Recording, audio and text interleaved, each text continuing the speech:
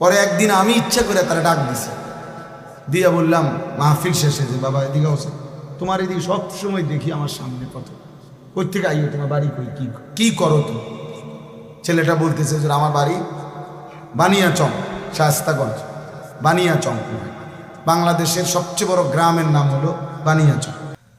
পরে হে কইল যে হুজুর আমি ঘাস কাটি, মানে ঘাস কাইটা ঘাস বিক্রি করি, এই আমার এই সামান্য কাজ, আমার আর কিছু নেই। তাই বললাম তুমি সব মাহফিলে আসো কেমনে, তাহলে ঘাস কাটো সারাদিনে কষ্ট করে, এই গাড়ি ভাড়াটা কেমনে পাও? তো বলতেছে হুজুর আমি যখনই কোনো পোস্টার দেখি আপনার, তো আমি এই 10 টাকা 5 টাকা 2 টাকা জমাই, ওই কয়েকদিনের ঘাসের টাকা ওইটা মিলাইয়া তো এরপরে আসি ওয়াজ শুনতে, আবার যাই, ফিরে যাই। তাই বললাম মাশাআল্লাহ। তো আরো 2-1 লাইন কথা বললে কইলাম আচ্ছা ঠিক আছে বাবা, আর কিছু কইবানি? ওই ছেলেরে আমি এমনি বলছি, ওই বললো যে হুজুর আমার একটা স্বপ্ন আছে, জীবনের আশা আছে।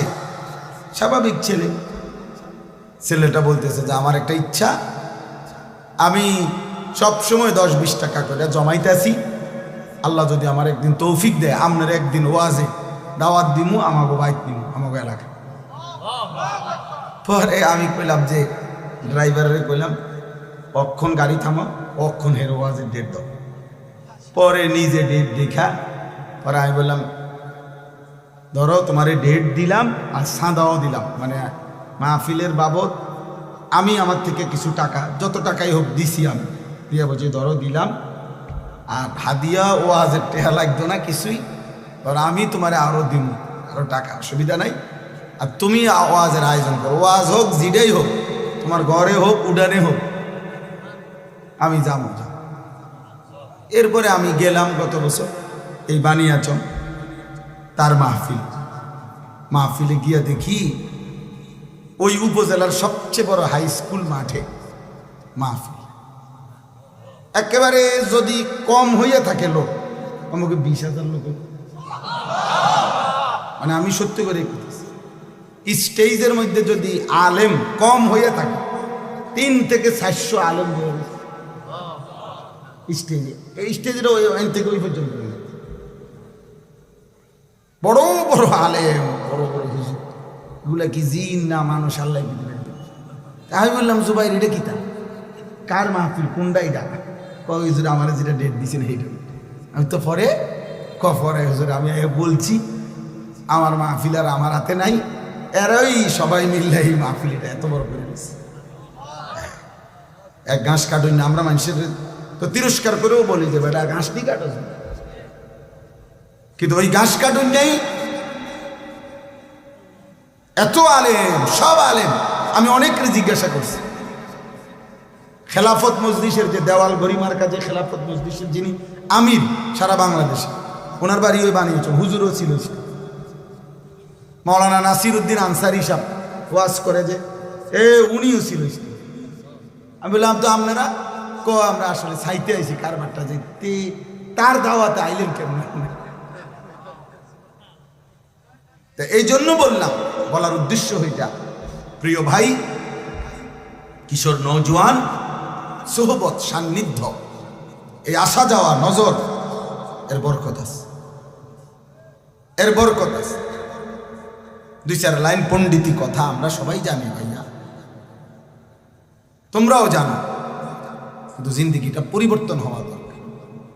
মালুমাত আছে অনেকের, ইলম নাই সবার, অর্থাৎ কিছু বিষয় জানে এটা সবাই, কিন্তু আমলের সাথে এলেম বলা হয় যা আমলে পরিণত হয়। এজন্য উর্দু কিতাবে আমি পড়ছি, বুজুর্গানে দ্বীন বলে কোরআন হচ্ছে ইলম, মুহাম্মদ আরবি সাল্লাল্লাহু আলাইহি সাল্লামের একটা সুন্নাত হচ্ছে আমল। অর্থাৎ কোরআন যা বলতে চায়, যা শুনাইতে চায়, যেভাবে গড়তে চায়, আল্লাহ তাআলা যা চেয়েছেন তার বান্দার কাছ থেকে, মুহাম্মদ আরবি সাল্লাল্লাহু আলাইহি সাল্লামের জিন্দেগি তার পুরা প্র্যাকটিক্যাল নমুনা এটা। এজন্য দোস্ত, সবার কাছে আজকে একটাই ছোট্ট নসিহত, প্রত্যেকেই কোনো না কোনো আলেমের সাথে, আল্লাহওয়ালা মুত্তাকি আলেমের সাথে সম্পর্ক করে। যুবক হোক, বৃদ্ধ হোক, হুজুর হোক, পাবলিক হোক, শাইখুল হাদিস হোক, শাইখুল মাশায়েখ হোক, কোন আল্লাহওয়ালার সোহবত থেকে কেউই মুস্তাগনি অমুখাপেক্ষী হওয়ার সুযোগ নেই। এটা উচিত।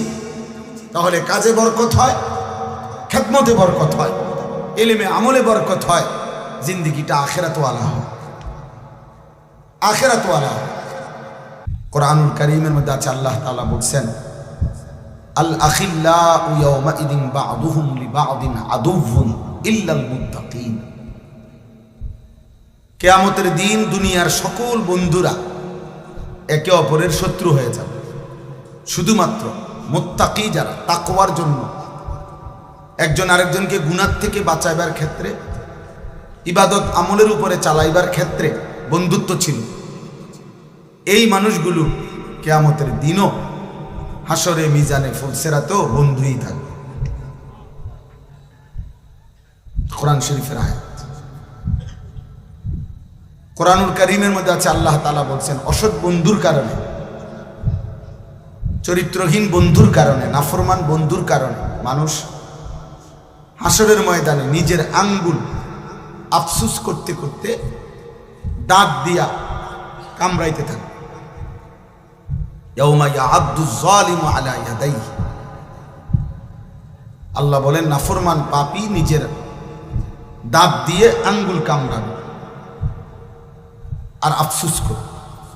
কি করবে? বলবে, ইয়া লাইতানি লাম আত্তাখিজ ফুলানান খলিলা। হায় আফসুস, আমি যদি ওই অসৎ লোকটাকে বন্ধু না বানাইতাম, যে সকাল থেকে এত লম্বা সময় তার সাথে চললাম, অথচ সে একবারও বলল না যে দোস্ত আমরা দুজনেই মুসলমান,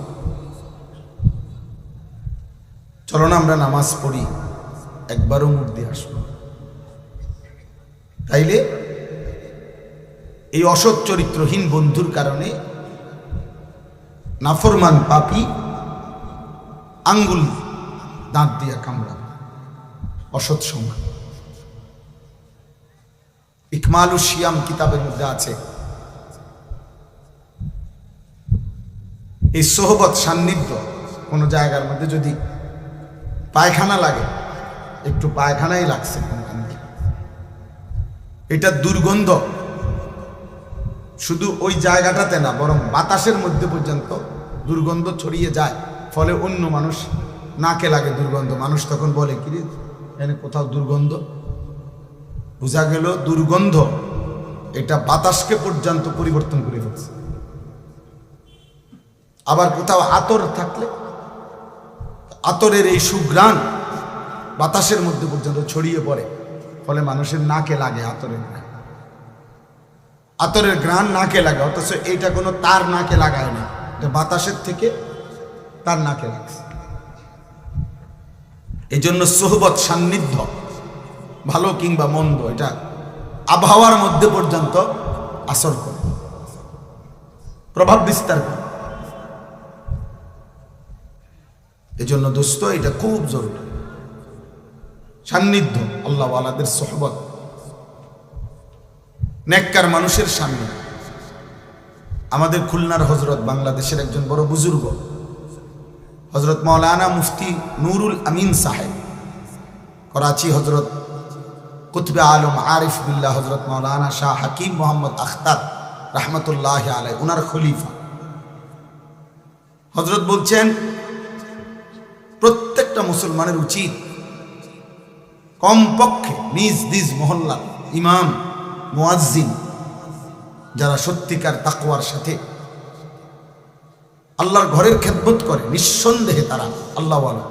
হযরত বলেন, ওই মহল্লার মানুষের উচিত ওনাদের সাথে হলেও ওনাদের সান্নিধ্য, সোহবত, সাহচর্য গ্রহণ করা, ওনাদের কাছে হলেও কিছুক্ষণ বসা। হোক তিনি ইমাম, সব হুজুর রে, সব আলেম রে, সব বক্তারে সবাই চিনতে হবে সারা বাংলাদেশ, এটা কোনো জরুরি, এটা কোনো জরুরি। জনপ্রিয়তা একটি ধোঁকা, জনপ্রিয়তা একদমই ধোঁকা।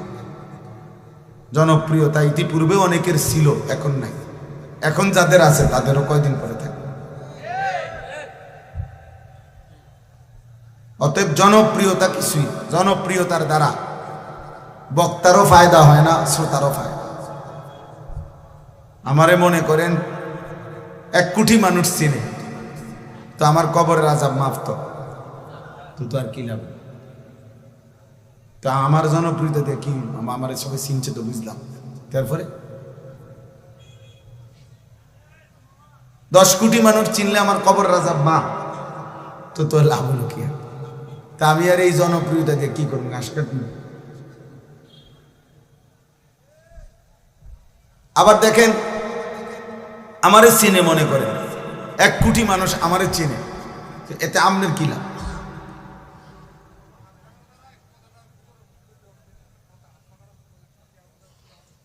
বুঝছেন? ঠিক আছে, মাশাআল্লাহ, জাযাকাল্লাহ। মানে এখন আমারে মনে করেন 1 কোটি মানুষ চিনে, এতে আমনের কি লাভ? চিনে আমারে না, তো আমনে লাফান কি? বুঝেন নাই কথা? তো চিনে আমারে সব মানুষ, কবরের আযাব মাফ হবে আমনে, কথা বলে না কেন? তো তাইলে বক্তার কি লাভ, শ্রোতার কি লাভ? ঈমান আমলের ভিত্তিতে, তাকওয়ার ভিত্তিতে বক্তারও লাভ, শ্রোতারও লাভ। সেজদা দিলে আমারও লাভ, আপনাদেরও লাভ। গুনাহ থেকে বাঁচলে আমারও লাভ, আপনাদেরও লাভ। আল্লাহ তাআলার গোলামি হুকুমের উপরে থাকলে আমারও লাভ, আপনাদের। এজন্য আউলিয়া কেরাম, বুজুর্গানে দ্বীন সর্বযুগে যখন আল্লাহর কথা বলতেন, তো বলতেন উসিকুম ওয়া ইয়া, যে এই কথাগুলো আপনাদেরকেও বলছি, নিজেকেও বলছি। এই দিন, এই শরীয়ত, এই ইসলাম, এই কোরআন, এই সুন্নাহ, নবীজির তরিকা সব আমার জন্য, আপনাদের জন্য নাকি? আমাদের সবার জন্য না? সবার জন্য। এই জন্য দোস্ত বললাম, আমার কথা হলো এই সোহবত, উলামায়ে কেরামের সান্নিধ্য, চোখের এই নজর, মানে শুধু চোখ বলতে এটার অর্থ হইল যে মানে চোখে চোখে আসা যাওয়া করা। যেন এই পরিমাণ একজন আলেমের কাছে, তোমরা কিশোর যুবক, তোমাদেরকে বলি ভাই, এই পরিমাণ কোনো আলেমে দ্বীনের কাছে আসা যাওয়া করবা, দেখা সাক্ষাৎ হলো, কথা শুনলা, একটা কথা শুনলা, যেন তোমারে দেখলেই চিনে, দেখলেই চিনে। এই দেখার দ্বারা, চিনার দ্বারা, এই নজরের বরকতে ইনশাআল্লাহ ধীরে ধীরে তোমার মধ্যে আমলের জজবা আসবে, গুনাহ ছেড়ে দেওয়ার মানসিকতা আসবে। হঠাৎ সবার সাথে শূন্য চলে গেলে আর কোনোদিন কোনো আলেম, ইমাম, দিনদার কারোর সাথে কোনো সম্পর্ক নাই, আবার ওই গুনার পরিবেশ, আবার ওই বন্ধুদের আড্ডা, মোবাইলের আড্ডায়, তো আবার এলোমেলো হয়ে যায়। এজন্য একজন আলেমের সাথে আমার শায়েখ আল্লামা মুফতি মুশতাকুর নবী কাসেমি হযরত এটা বলে সবসময়, যে কোনো একজন আলেমের সাথে কমপক্ষে এভাবে সম্পর্ক রাখা উচিত যেন হাসরের ময়দানে উনি দেখলে আমাদের